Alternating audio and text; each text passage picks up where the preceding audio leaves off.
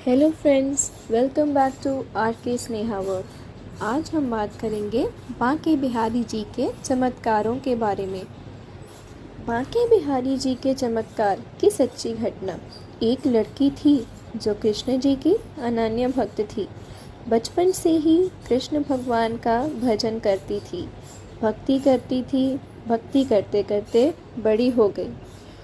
भगवान की कृपा से उसका विवाह श्री धाम वृंदावन में किसी अच्छे घर में हो गया। विवाह को होकर पहली बार वृंदावन आई, पर नई दुल्हन होने की वजह से वह कहीं जा ना सकी और मायके चली गई। और वह दिन भी आया जब उसका पति उसे लेने उसके मायके आया। अपने पति के साथ फिर वृंदावन पहुंच गई। पहुंचते पहुंचते उसे शाम हो गई। पति वृंदावन में यमुना किनारे रुककर कहने लगा, देखो शाम का समय है, मैं यमुना जी में स्नान करके अभी आता हूँ। तुम उस पेड़ के नीचे बैठ जाओ और सामान की देखरेख करना, मैं थोड़े ही समय में आ जाऊँगा। यही सामने ही हूँ, कुछ लगे तो मुझे आवाज़ दे देना। इतना कहकर पति गया और वह लड़की बैठ गई।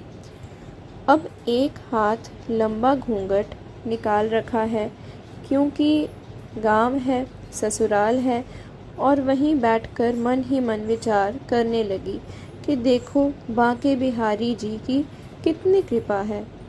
उन्हें मैंने बचपन से भजा और उनकी कृपा से मेरा विवाह श्री धाम वृंदावन में ही हो गया। मैं इतने वर्षों से ठाकुर जी को मानती हूँ, परंतु अब तक उनसे कोई रिश्ता नहीं जोड़ा। फिर सोचती है ठाकुर जी की उम्र क्या होगी। लगभग 16 वर्ष के होंगे। मेरे पति 20 वर्ष के हैं, उनसे थोड़े से छोटे हैं, इसलिए मेरे पति के छोटे भाई की तरह हो और मेरे देवर की तरह। तो आज से ठाकुर जी मेरे देवर हो हुए। अब तो ठाकुर जी से नया संबंध जोड़कर प्रसन्न हुई और मन ही मन ठाकुर जी से कहने लगी, देखो ठाकुर जी, आज से मैं तुम्हारी भाभी और तुम मेरे देवर हो गए। अब वह समय कब आएगा जब तुम मुझे भाभी भाभी कहकर पुकारोगे। इतना सोच रही थी, तभी एक 10 से 15 वर्ष का बालक आया और उस लड़की से बोला, भाभी भाभी। लड़की अचानक अपने भाव से बाहर आई और सोचने लगी कि वृंदावन में मैं तो नई आई हूँ, यहाँ भाभी कहकर कौन बुला रहा है। नई थी इसलिए घूंघट उठाकर नहीं देखा कि गांव के किसी बड़े बूढ़े ने देख लिया तो बड़ी बदनामी होगी। अब बालक बार बार कहता, पर वो उत्तर नहीं देती। बालक पास आया और बोला, नेक अपना चेहरा तो दिखाए दे। ये सुनकर वो और कसकर घूंघट पकड़कर बैठ गई।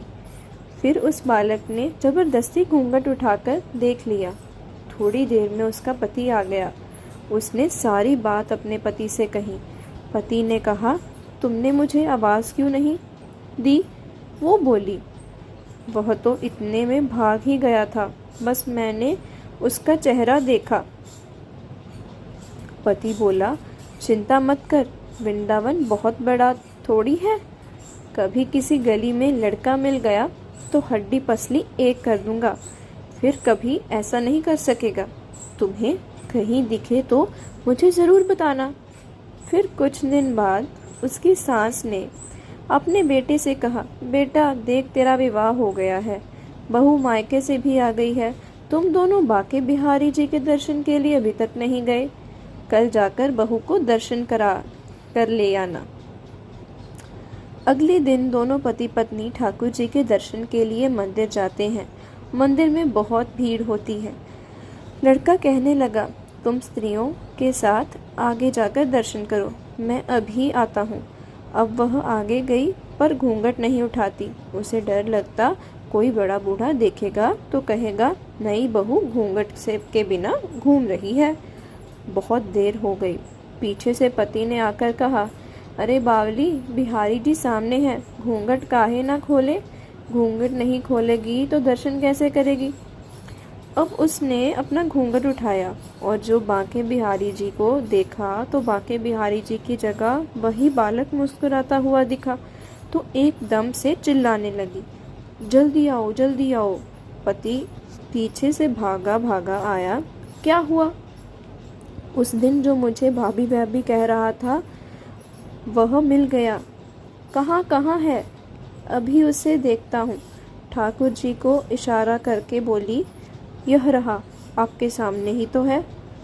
उसके पति ने जो देखा वह अवाक रह गया और वहीं मंदिर में अपनी पत्नी के चरणों में गिर गया और बोला, तुम धन्य हो, वास्तव में तुम्हारे हृदय में सच्चा ठाकुर जी के प्रति प्रेम है।